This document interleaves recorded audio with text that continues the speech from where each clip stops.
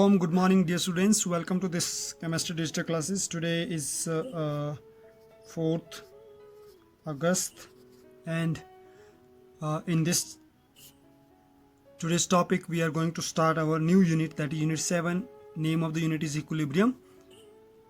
Okay, and this is the introductory class of equilibrium. So let's understand the Unit 7 Equilibrium. The word equilibrium come from equal. Okay, that word is there, equal. So equal mean that what is in which concentration of reactant is not going to be changed with the concentration of product.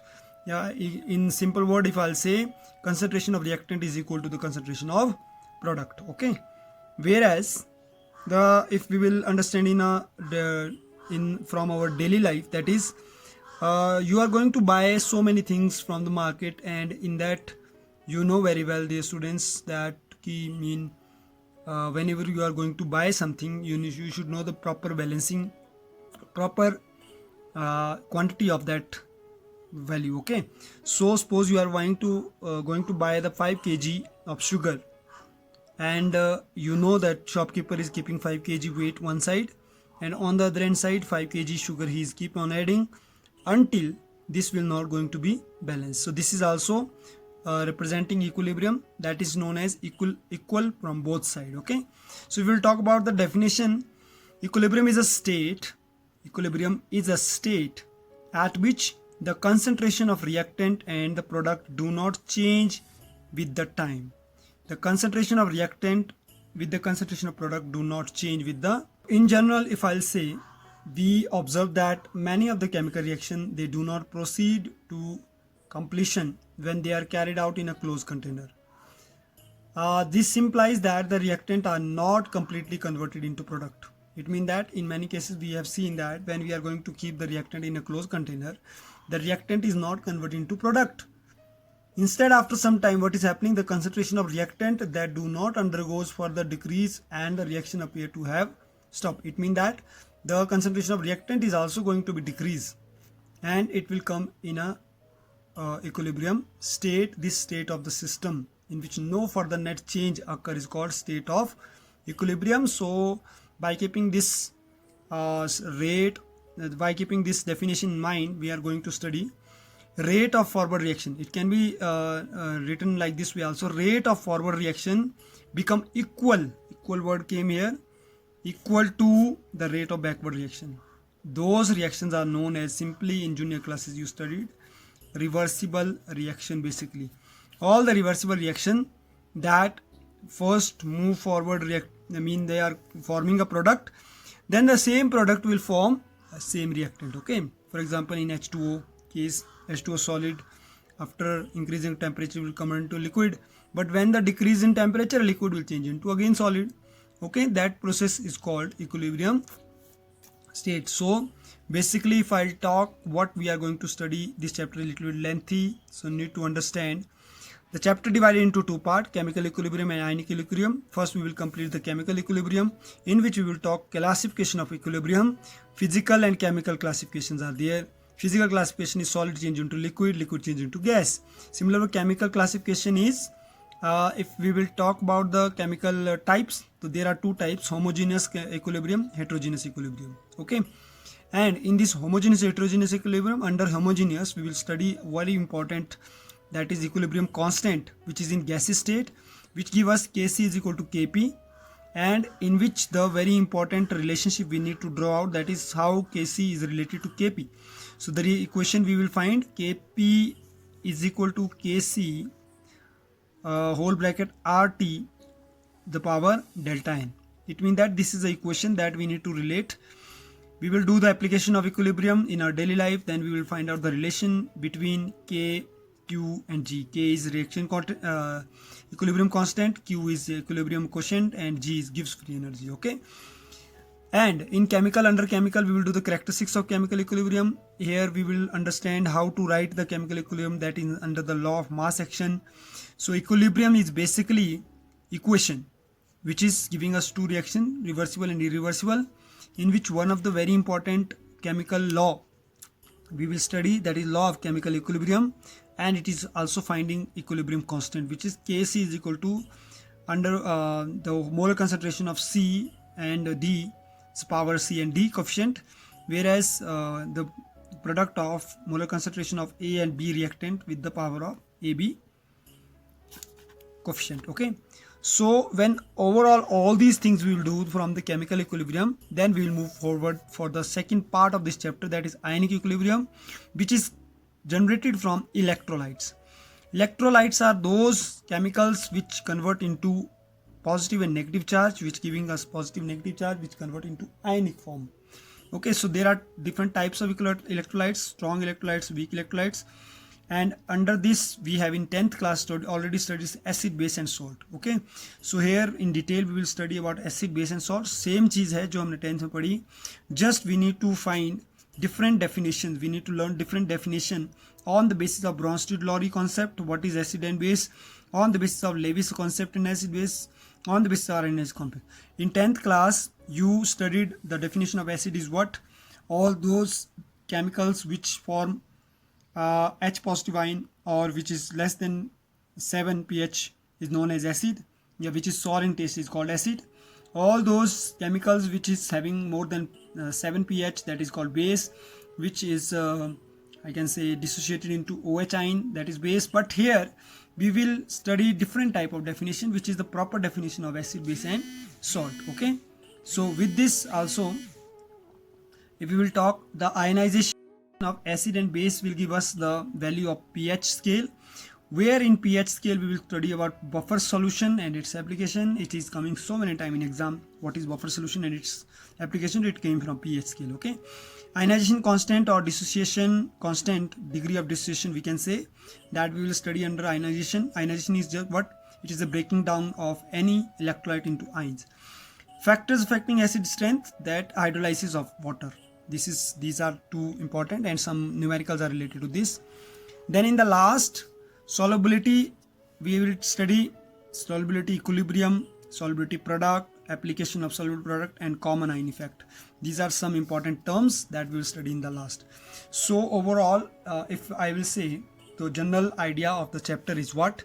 Now we are going to study in this particular chapter about the process of equilibrium during any reactions. Okay, mean when reactant is going to be converted into product. So if reactant will not change into product, so what is happening? The stage that is coming when product will form, or I can say the reaction will stop, that is called equilibrium stage. We will talk about that stage. So stay tuned and just watch this video 2 times, 3 times, and just try to understand what we are going to study, because it is always I am saying, before going to start a movie we should watch the trailer, we should understand the trailer, because the trailer or preview, it will always encourage us to take the interest of that movie. Okay, so you can take interest in this chapter only when you are going to understand the trailer or understand the preview or understand the objectives of this chapter. Okay, our main objective is we need to understand about all these topics. So that's it for today. Hope so you like this video, and thanks for listening patiently, and hope so you all are safe at home. Still, it is my appeal that please take these digital classes seriously and watch each and every video very patiently, and watch this video from YouTube channel, comment, compliment, and make your own video related to the same. Thank you. Have a nice day. Let us try to understand what equilibrium is through a simple observation. Look at the closed container with a small amount of liquid bromine. What do you observe? You observe that some of the liquid bromine is evaporating to an orange vapor, and slowly the vapor becoming thicker. After some time, you can see that there is no change in the intensity of the vapor anymore, and also that a small amount of liquid bromine is left in the flask. How do you explain this? Here's the explanation. All the molecules in a liquid do not have the same kinetic energy. Some molecules at the surface of the liquid that possesses a relatively higher kinetic energy escape from the surface into the vapor phase. When the air inside the container is saturated with vapor, the molecules in the vapor phase condense to liquid as fast as the liquid evaporates. After some time, the number of molecules evaporating from the surface in a given time becomes equal to the number of molecules condensing on the surface during the same time. At this stage, equilibrium is said to have been established between the liquid and the vapor phase. This is why we see that the color of the vapor in the flask does not change. Thus, equilibrium may be defined as a condition in which two opposing tendencies balance one another. The equilibrium of liquid bromine with its vapor may be represented as Br2 liquid in equilibrium with Br2 gas. The pair of half-headed arrows indicates that the two processes, evaporation and condensation, are occurring simultaneously.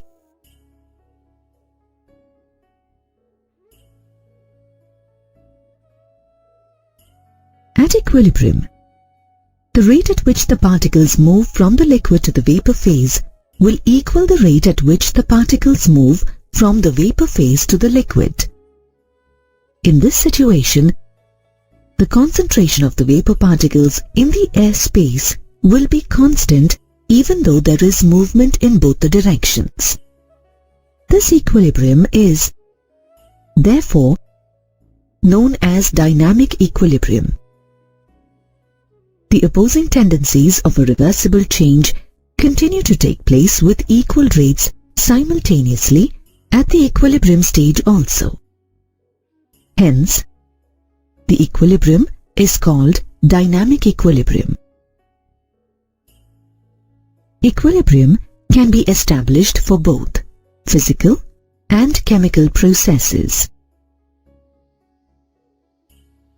At the equilibrium state, if there is a change in the physical state, the equilibrium is called physical equilibrium. The important aspects of equilibrium involving physical processes can be understood by studying some phase transformation processes, such as solid-liquid, liquid-vapor, solid-vapor. Let's see solid-liquid equilibrium. Ice in equilibrium with water in a perfectly insulated thermos flask at 273 Kelvin and at atmospheric pressure stands as a perfect example of solid-liquid equilibrium. For this equilibrium, you can see that the temperatures as well as the masses of ice and water remain constant. Why is this so? Ice-water equilibrium is a dynamic equilibrium, where the number of molecules going from ice into water and the number of molecules going from water into ice are equal. As the rates of transfer of molecules from water to ice and from ice to water are equal, there is no change in the masses of ice and water. Since the system is insulated, no exchange of heat between the system and the surroundings is possible, and hence, the temperature remains constant. The equilibrium for this phase change may be written as H2OS in equilibrium with H2OL. It is important to note that ice exists in equilibrium with water only at a particular temperature and pressure. Thus, for any pure substance at atmospheric pressure, the temperature at which the solid and liquid are at equilibrium is called the normal melting point or normal freezing point of the substance.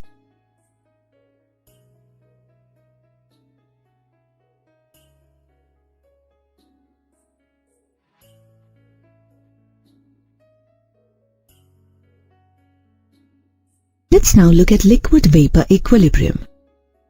Water in equilibrium with vapor in a closed vessel serves as a classic example of liquid-vapor equilibrium. Let's understand this through a simple experiment. A small amount of water is taken in a closed vessel to which a manometer is attached and left undisturbed for some time. After some time, you can see the slow increase of the mercury level in the manometer and the final attainment of a constant value. Did you also observe that there is a decrease in the volume of water in the vessel?